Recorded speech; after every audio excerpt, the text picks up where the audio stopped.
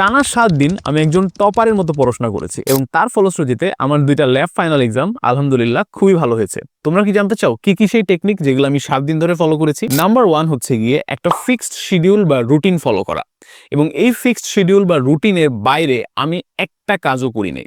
এই পুরো রুটিনের মধ্যে আমার খাওয়া, আমার নামাজ, আমার পড়াশোনা সবকিছু, ঘুম থেকে শুরু করে এভরি সিঙ্গেল থিং ওয়াজ ফিক্সড। নাম্বার 2 হচ্ছে গিয়ে 50 মিনিট ফোকাস ব্লক, অর্থাৎ আমি চেষ্টা করেছি মিনিমাম 50 মিনিট টানা পড়াশোনা করার, এবং এই 50 মিনিটের মধ্যে একবারের জন্য আমি ফেসবুক কিংবা অন্য যে কোনো সোশ্যাল মিডিয়া প্ল্যাটফর্ম ইউজ করা থেকে বিরত থেকেছি।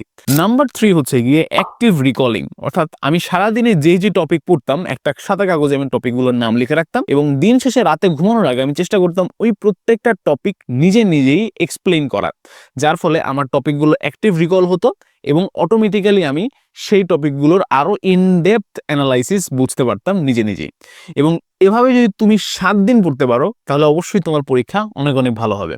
কমেন্ট করে জানাও যে তোমার কোন টপার বন্ধু এরকম রুটিন ফলো করে।